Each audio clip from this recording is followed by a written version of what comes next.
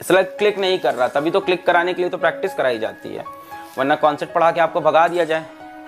अगली बार आपको देखकर क्लिक तभी करेगा जब आप सिमिलर तरह की चीजें कर चुके होगे, है ना। आप देखो नीट का जो पेपर है वो ये नहीं है कि तुम कितने बुद्धिमान हो कि तुमने वहां क्लिक करके सवाल कर लिया, नहीं।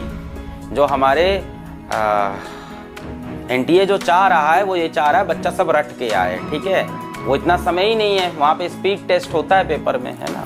क्लिक करने का तो ज़्यादा चांस है ही नहीं, मतलब पूरे 45 में से 2 से 4 सवाल होंगे, चार सवाल से ज़्यादा, इससे ज़्यादा सवाल क्लिक नहीं करने वाले होते, सब देखे हुए सवाल होने चाहिए।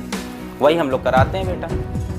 ये तो एजुकेशन इंडस्ट्री के लिए ऊपर बहुत बड़ी लालच है कि रिपीटेड तरह के सवाल आ रहे हैं, रिपीटेड। हमको तो लग रहा है इनको 11-12 का सिलेबस रिवाइज कर देना चाहिए इस टाइम पे, और कर भी देना चाहिए। वही पुरानी चीज़ें पढ़ाए जा रहे हैं, है ना। मतलब आप ये सोचो, कितने शर्म की बात है कि 2011 में तो मैं पढ़ा हूँ, उसके पहले भी कोई खास सिलेबस चेंज नहीं हुआ है। 2010 से आज तक वही सिलेबस चला आ रहा है। क्या दुनिया आगे नहीं बढ़ रही है फिजिक्स में? बिल्कुल बढ़ रही है। तो क्या बच्चों को भी 10 साल और आगे नहीं बढ़ाना चाहिए? बिल्कुल बढ़ाना चाहिए, नहीं बढ़ाया है ना। तो ये इसीलिए क्या हुआ है कि पैटर्न सवाल हो गए, रटे हो गए, क्लिक करने वाली बात खत्म हो गई। सिर्फ जेई एडवांस में ट्रू है क्लिक करने वाला ना आप जेई मेंस में होता है, क्लिक करने वाला ना नीट में होता है। सब ये सब बकवास बातें। कॉन्सेप्ट्स होते हैं, सवाल वही सिमिलर होते हैं घूम फिर के। जो देखा है वो कर पाएगा, जिसने नहीं देखा है वो नहीं कर पाएगा। जिसने नहीं देखा है वो करेगा तो उसको 5 मिनट लगेंगे इसको करने में।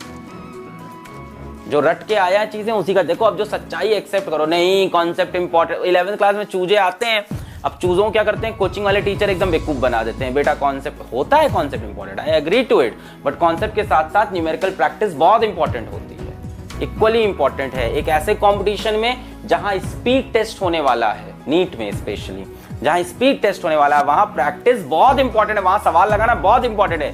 जितने भी गधे बच्चे, जितने भी बेवकूफ बच्चे खुद को ये दिलासा देते हैं कि मेरे कॉन्सेप्ट कंप्लीट है, मैं सवाल एग्जामिनेशन हॉल में कर लूंगा, तुम कर लोगे, पर तुम इतने सवाल नहीं कर पाओगे। 45 सवाल नहीं हिलेंगे तुमसे फिजिक्स के।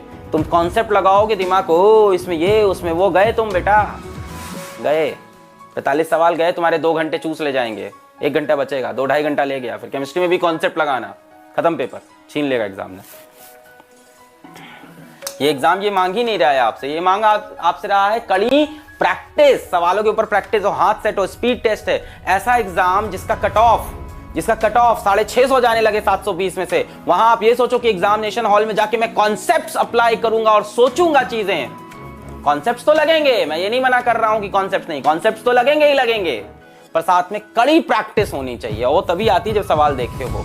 एक बच्चे ने बोला क्लिक नहीं किया। बेटा एग्जाम में बहुत सी चीजें आपको क्लिक नहीं करेंगी, और तब तक नहीं करेंगी जब तक आप उसको पहले से प्रैक्टिस करके नहीं गए होगे। अगर यही जेई एडवांस की बात करो तो वहां आप क्वेश्चन सिमिलर तरह के प्रैक्टिस तो कर सकते हो, बट मुश्किल है, वहां पे जाके क्लिक कराना पड़ता है। नीट में क्लिक नहीं कराना है। फिजिक्स की बात करूं, 45 में से 4 या 5 सवाल ही क्लिक वाले पड़ेंगे, मेरे ख्याल से तो वो भी नहीं बनेंगे। मैं तुमको एकदम रियलिटी बताऊं, 2 से 3 सवाल शायद आए क्लिक वाले, शायद 2 से 3 सवाल, 3 इज द लिमिट। 3 से ज्यादा सवाल क्लिक वाले नहीं होते हैं, इतना हो ही नहीं सकता है। बाकी सब कड़ी प्रैक्टिस पे आप कितने तरह के सवाल करके चुके हो, कर गए हो, प्रीवियस से कितना अच्छा एनालाइज किया है। चलो कितना बनाना पड़ेगा, बहुत सारा, जितना सवाल लगा सको। जितनी तुम सवाल लगाने में चोरी करोगे उतनी तुम्हारी नीट में नंबर कम हो रहे हैं।